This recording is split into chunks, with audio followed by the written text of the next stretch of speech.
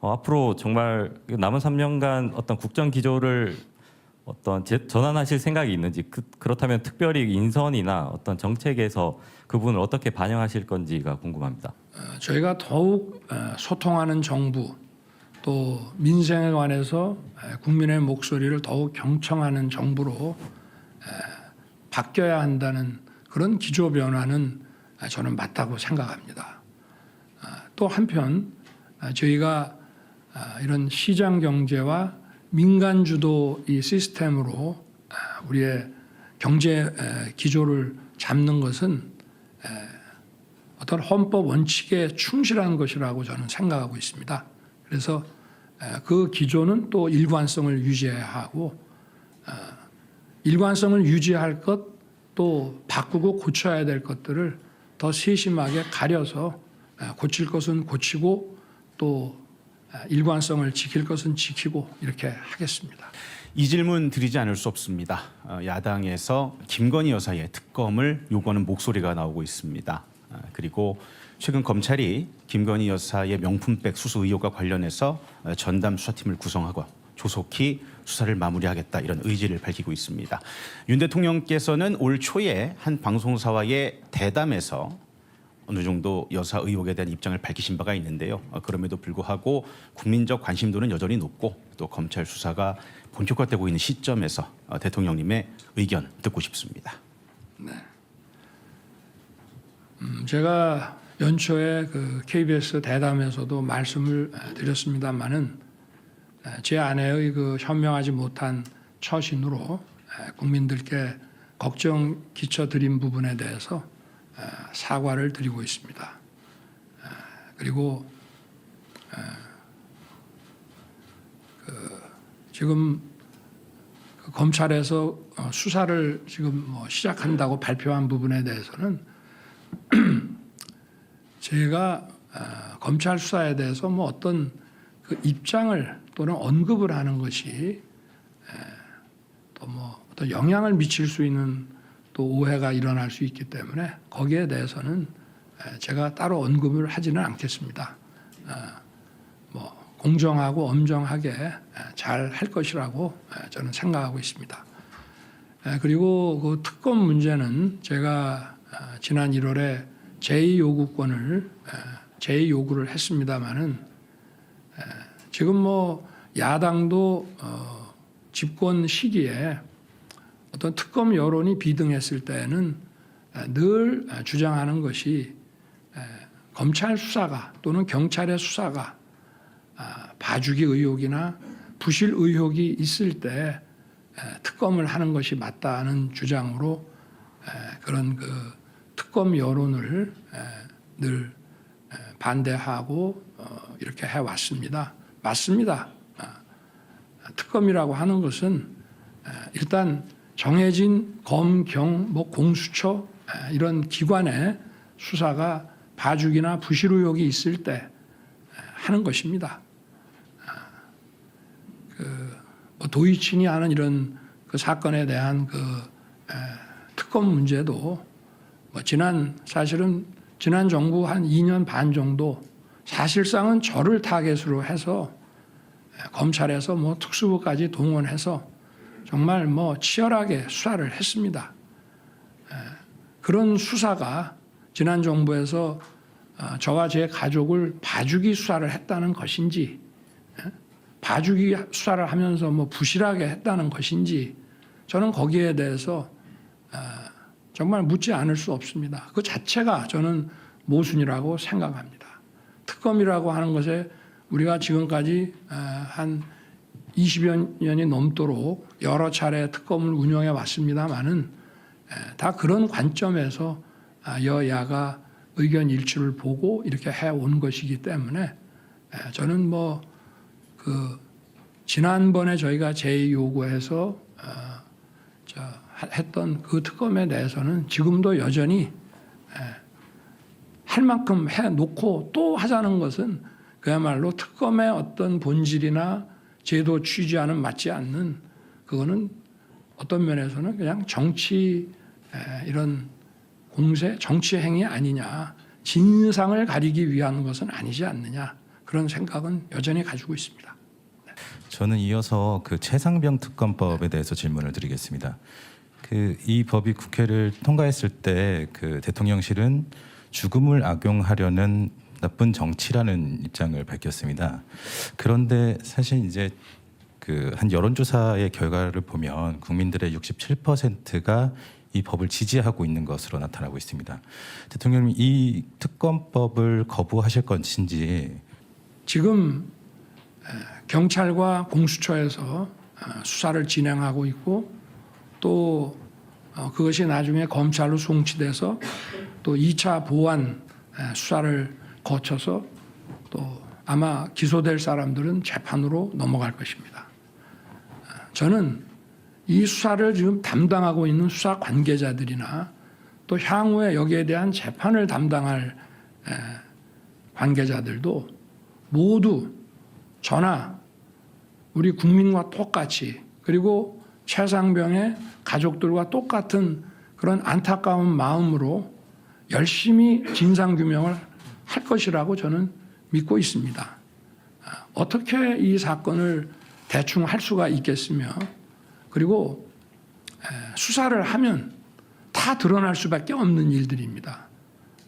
이게 뭐 군에서 하는 것도 아니고 결국 민간 사법기관에게 넘어가서 이런 진상규명을 하는 것인데 이것을 뭐 어떤 진실을 왜곡해서 책임 있는 사람을 봐주고 또 책임이 없는 사람 또는 책임이 약한 사람한테 모든 것을 뒤집어 씌우고 이런 것 자체가 저는 가능하지 않다고 생각합니다.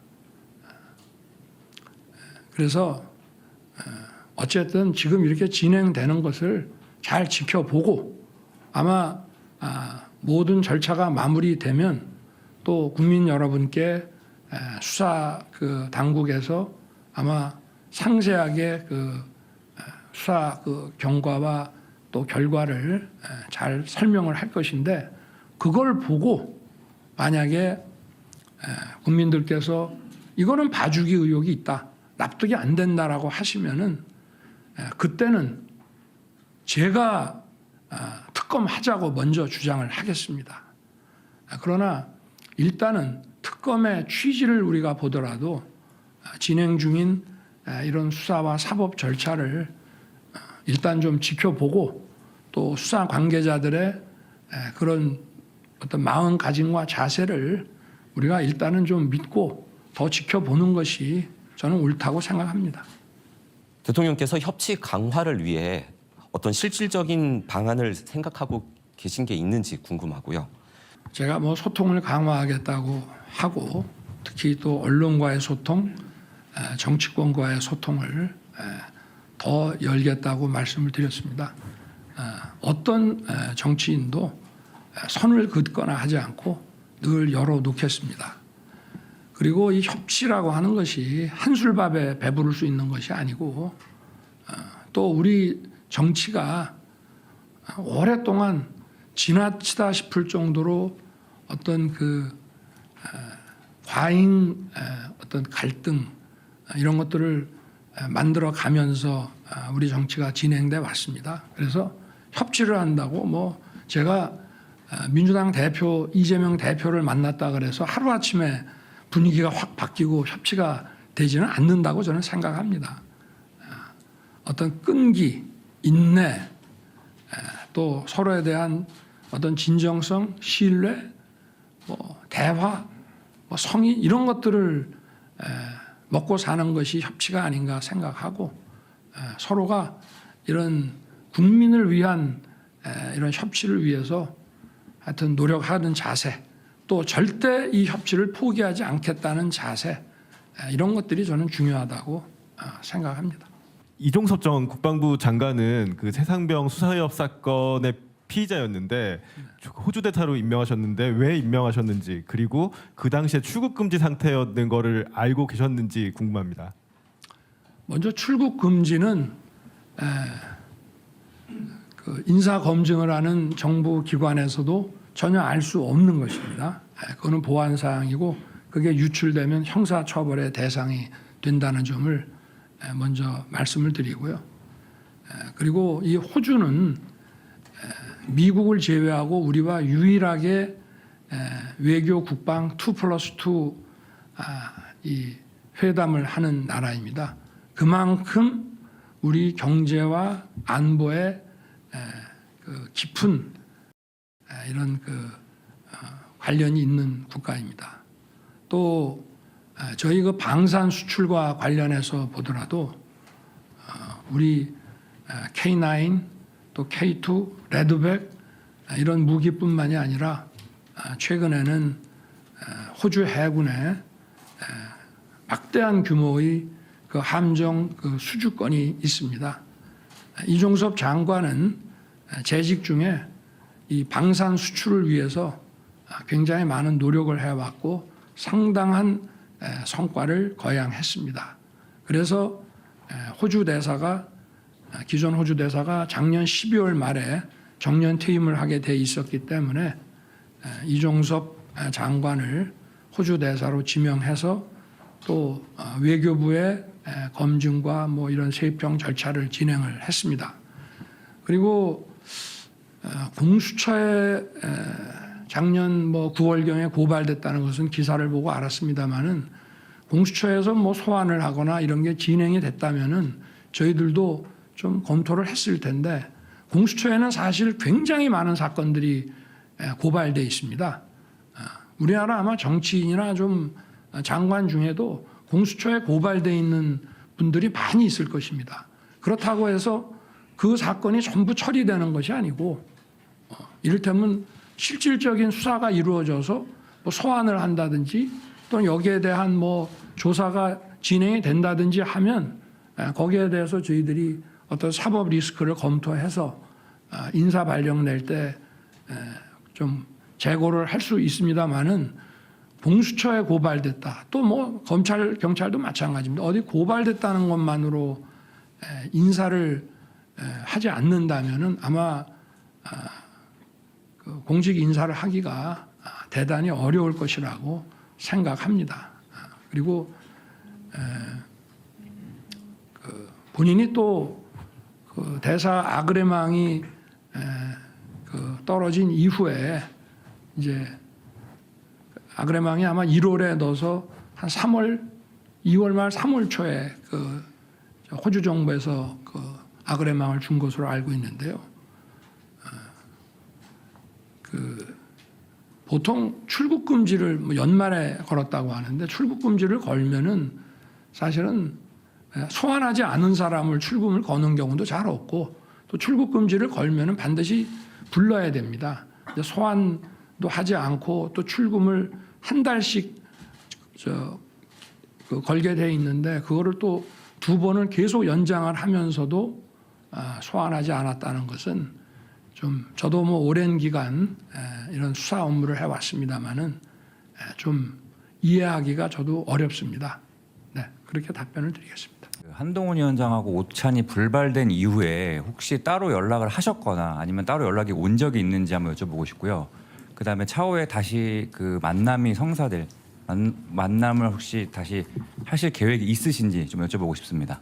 아니 저와 뭐 20년이 넘도록 이렇게 교분을 맺어온 한동훈 위원장을 뭐 언제든지 만날 것이고요. 또 아마 선거 이후에 본인도 많이 좀 지치고 또 재충전이 필요한 것 같아서 부담을 안 주고 기다리는 것이 맞지 않나 이렇게 생각을 해서 있습니다만은 언제든지 뭐 식사도 하고 만나게 될 것이라고 말씀드리겠습니다. 네. 연금 개혁 논의가 다음 국회로 넘어가게 됐습니다. 일부 전문가들은 정부가 단일 연금 개혁안을 내지 않은 것을 두고 개혁 의지가 좀 약한 게 아닌가 지적도 하는데요. 22대 국회에서 논의하기 전에 정부가 단일안을 낼 계획이 있으신지 혹은 대통령님의 연금 개혁에 대한 의지는 여전히 확고하신지. 역대 어느 정부도 연금 개혁 문제에 대해서 방치했습니다. 매년 그 10월 말이 되면 국회에 그 연금 개혁과 관련한 보고서를 제출하게 돼 있는데 그야말로 뭐 간단한 형식적인 보고서만 냈고 국회에서도 뭐 거의 논의를 안 하고 이렇게 이제 더 이상 미룰 수 없는 상황까지 왔습니다. 그래서 저는 지난 대선 때 제가 정부를 맡게 되면 제 임기 내에 국회가 거기서 고르기만 하면 될 정도의 충분한 이런 자료를 제출하겠다라고 약속을 드렸고 그러한 공약을 했습니다. 그리고 작년 10월 말에 그 공약을 이행했습니다. 저희가 이런 수리 통계 자료뿐만이 아니라 뭐 연금 추계를 위해서 제일 중요한 거는 미래의 인구 추계입니다. 그리고 그와 관련한 여러 가지 수리 전문가들에 의한 그 수리 통계 자료 그리고 많은 국민들을 광범위하게 여론조사를 하고 또 심층 FGI까지 해서 한 6천 쪽에 가까운 책자로 하면은 한 30권 정도의 방대한 자료를 국회에 냈고요.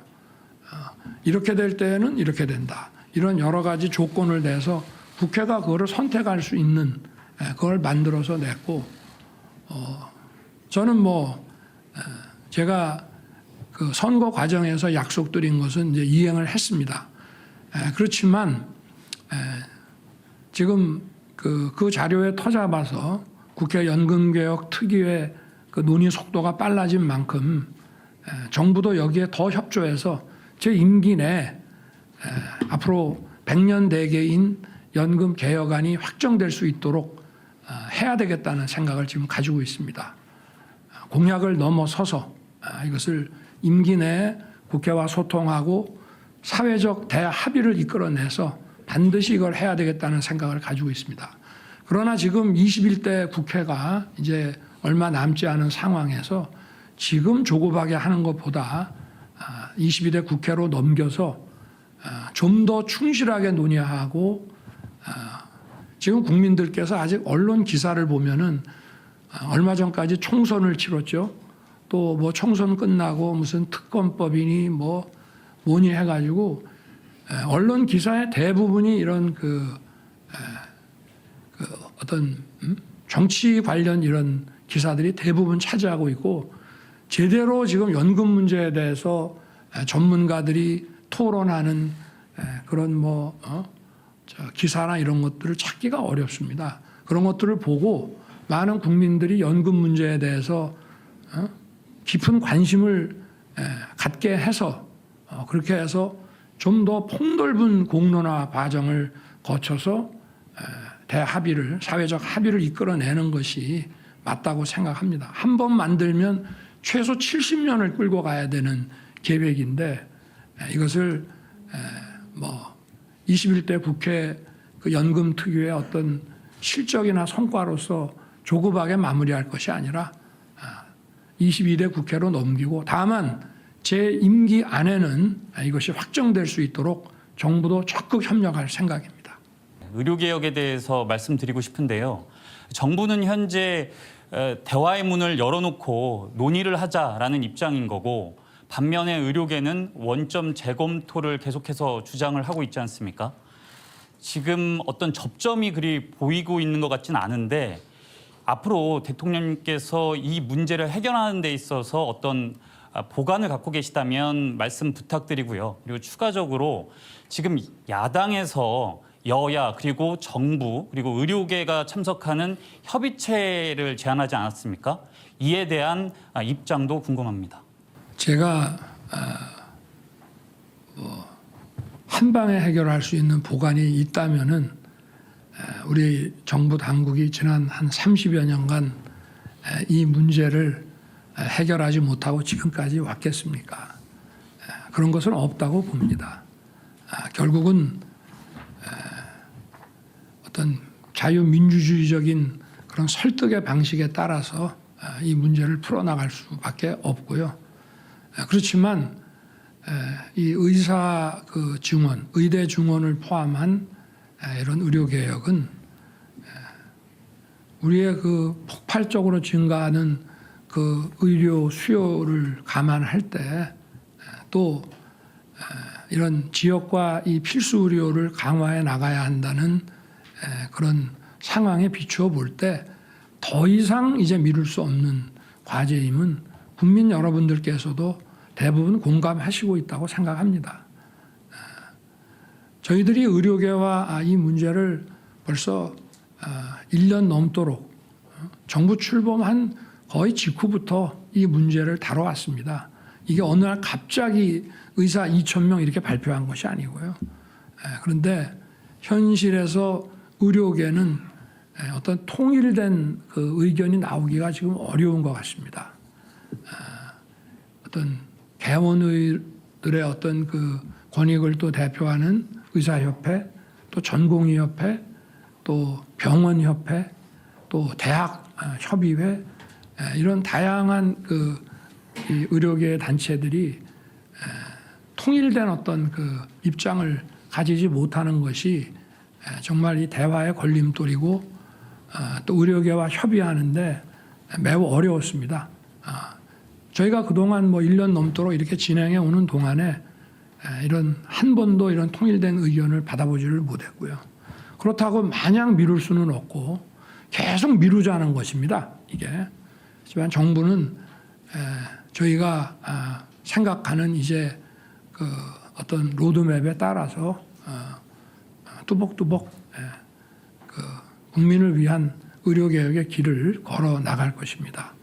그리고 다행히 지금 야당에서도 국민들이 바라는 이 의료개혁에 대해서 많은 공감과 지지 의사를 표시해 줬기 때문에 이 문제를 풀어나가는데 큰 도움이 될 것 같습니다.